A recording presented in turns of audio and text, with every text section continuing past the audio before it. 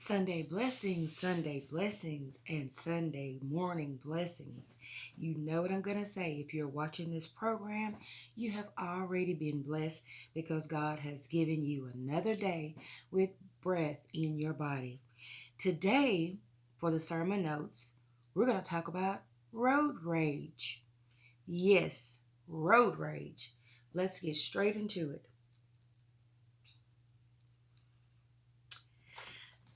Now, we're taking these tricks on the road. We're taking these tricks on the road. Everything you've learned before, it's time to use now. You were a sheepfold, but you're destined for kingdom. Some of us have been working on unfruitful things, and now it's time to work on something that's going to work and be fruitful. Moses went from leadership to learning. Don't miss that one. Moses went from leadership to learning. You got the education to do something, but you got the attitude to get disqualified. Road rage. God told Moses, this ain't a one-man band with sheep. These are people. They are going to talk. And this references to Moses had gone up to the mountain to get the further instructions of God for the people. And the people just started to go awry. They made the golden calf idol. They were just down there, doing terrible things. So God said, these are not sheep you're leading. These are people. They're going to talk. They're going to complain. That's why people today have a dog as a best friend. Because having a dog as a best friend, they don't break covenant, they don't lie, they just listen to you. Wow. Moses was getting ready for the challenge though. As you get bigger, you need more weight distribution. People are called to help you. There are things that people can handle for you. For instance, the pastor called up 4 people on the stage, and he said each person has one thing that they handle that he doesn't have to for the church, because that takes the weight off of him, and that becomes the weight distribution. Who is sharing the weight in your situation? Do you have control issues and now you are at burnout and stress and overwhelm? Doesn't mean God didn't give you what he gave you, but you can't take over new territory without weight distribution. So you got to have some people to help you out. You've got to have some people to help you handle the things that you can't when it's too much for you, or so that it doesn't become too much for you. Road rage. You need someone to help you so that you can have alignment. Moses took the weight that was on him and distributed it to 70 people. So he had a lot of weight on him to be able to give all those different things to 70 more people to help him out. And those were 70 disciples that he gave, different tasks to help him with. It was still his vision, though. He just got help with it. They helped Moses accomplish the vision. The 70 helped Moses equally, but divided, meaning they each had a certain role separately, but worked together to accomplish Moses' vision. Who is on my team, and how much weight are they carrying? What is your assignment, and what is your team's assignment? And God may permit you to do something, but he may not direct you to do it. And don't miss that. If it is God's vision, he will give you provision to do it. You can't get there if you don't pivot. Learning, leadership, and legacy.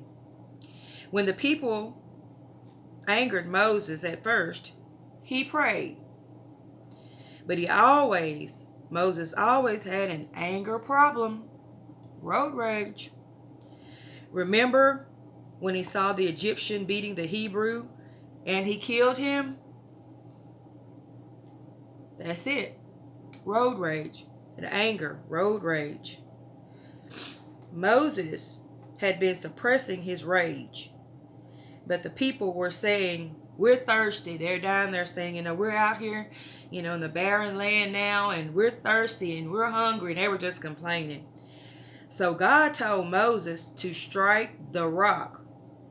He told Moses to strike the rock only one time for the water to come out. But Moses was frustrated. He made the decision in rage and smote the rock twice. So God said, Moses, for the people to have water, go and strike the rock once. But Moses was enraged and he was like, I'm going to make sure some water come out of this rock. So he struck it twice.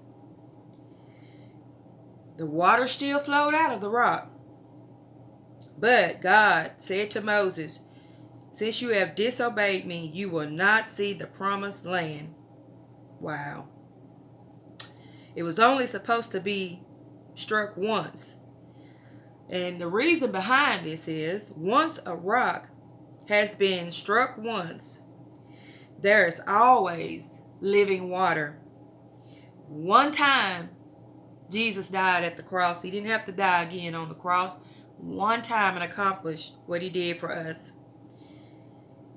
One time at the cross and everything you need is right here. Healing, provision, salvation of the Lord. Only one time Jesus died on the rock.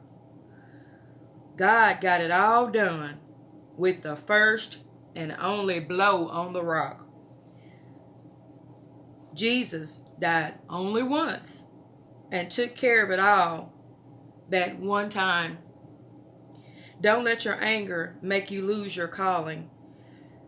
Stop getting angry and having road rage. The last time you blew up, you spent 40 years in the wilderness. My God. You will shorten your destiny. God took Moses up into the mountaintop, never to be seen again. The people cried for 30 days. They didn't appreciate Moses when he was there, but then they cried for a whole 30 days after God took him into the mountains to be seen no more. There is nothing wrong with your car. You have road rage, and it has messed up your interaction with your family, your children, and your job, even strangers. You are angry about some things that won't change. 2 Egyptian and 2 Hebrew to be one of us. 2 Egyptian and 2 Hebrew to be one of us. That's what they were telling the people. Told Moses he was 2 Egyptian and 2 Hebrew to be one of them. God calls leaders because they don't fit. That's how you find out who you are. The things that make you dysfunctional make you functional. God was your father, your mother, and your friend. God is your father, your mother, and your friend. There are angry men and women that have road rage. They have been triggered on their journey because of things that happen in their lives as children, as young adults, as grown-ups. They've been triggered.